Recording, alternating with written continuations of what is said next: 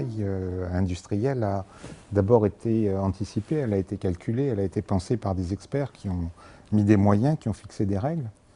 qui ont imaginé comment ça devait se passer et fait en sorte que ça se passe comme ça. Et puis de l'autre côté, à la fin, les choses se passent pas toujours ou pas souvent comme elles ont été prévues.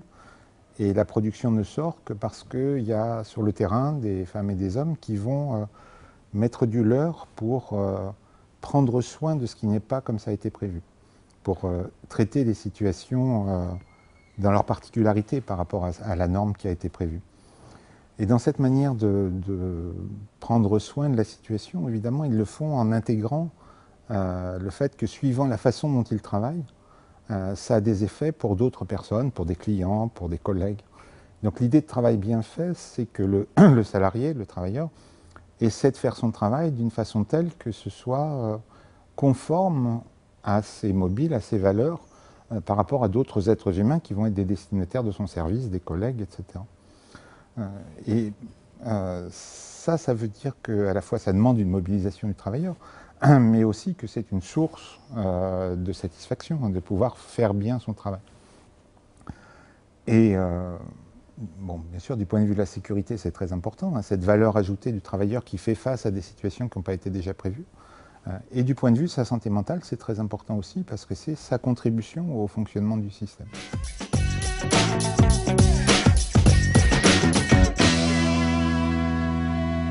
Un travailleur à qui on demande de faire un certain nombre de choses, comme je viens de le dire, va développer sa propre vision du travail bien fait, ce qu'il faut faire pour que ça se passe bien. Et il peut arriver que sa vision du travail bien fait soit en contradiction avec les objectifs de qualité qui sont ceux de l'organisation. Et alors le problème, c'est pas qu'il y ait des contradictions, c'est que ces contradictions ne puissent pas être discutées. Parce que quand les contradictions entre ce qu'on me demande et ce que je trouverais du travail bien fait, ça ne peut pas être discuté, ça veut dire que les contradictions sont intériorisées. Les risques psychosociaux, c'est l'intériorisation par le salarié de contradictions qui ne peuvent pas être débattues dans l'organisation et qui, au lieu de faire des débats, des controverses, font des contradictions internes qui vont le déchirer et mettre sa santé mentale en péril. Et ça, c'est tout à fait la même question que le fait que pour assurer la sécurité d'une organisation, il faut qu'il puisse y avoir des rencontres, voire des controverses, entre ce qu'on appelle la sécurité réglée, c'est-à-dire ce qui a été prévu par les experts, ce qui a été calculé, les procédures, les barrières automatiques,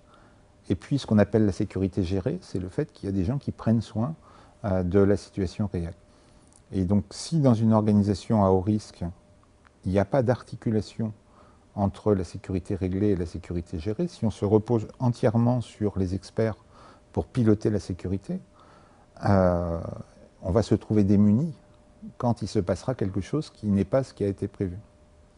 Donc cette dynamique de se dire personne n'a la totalité des connaissances qui permettent d'assurer la sécurité,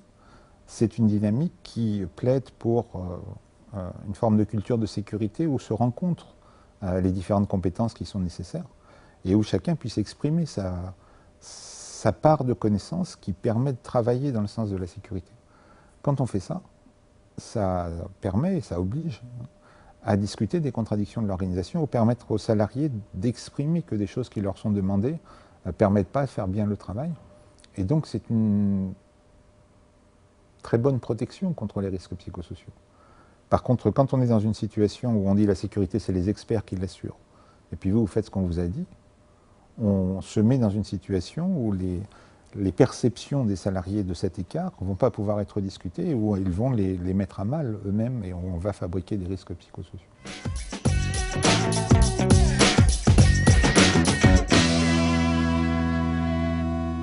Dans les industries à risque, moi j'aurais tendance à dire tout ce qu'on peut faire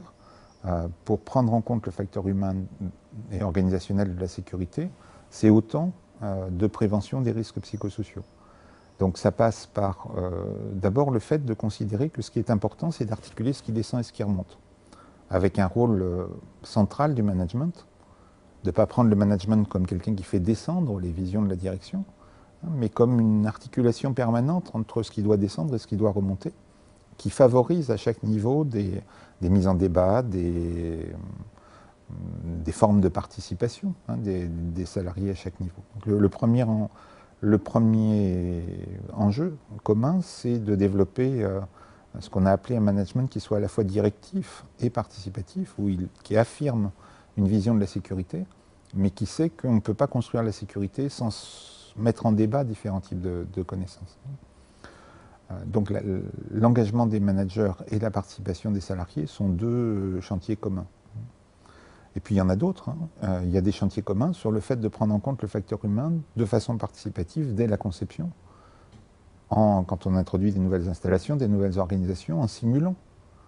comment on va faire pour travailler si on conçoit de cette façon-là. Donc les formes de conception participative qui associent les équipes, c'est aussi des moyens, bien sûr, d'assurer la sécurité et de prévenir les risques psychosociaux. Et puis il y a d'autres chantiers qui sont du côté de la gestion des ressources humaines, et notamment de la gestion des débuts et des fins de carrière. Le cursus d'entrée d'un manager dans une entreprise, soit va le tirer du côté d'une forme de proximité avec le terrain, d'une forme de présence sur le terrain, soit va le tirer du côté d'une forme de management très éloignée du terrain. Donc il y a beaucoup à gagner, à la fois du point de vue des risques psychosociaux et de la sécurité. Et à l'autre bout de la carrière, la manière dont on va gérer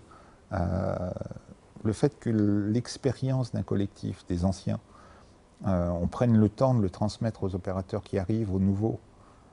ou bien au contraire qu'on ne le fasse pas du tout et qu'il n'y ait pas de recouvrement entre les anciens qui partent et les nouveaux, ça fabrique ou pas de la sécurité, et ça fabrique ou pas des occasions de débat à l'intérieur du métier, qui sont des contributions à la prévention des risques psychosociaux.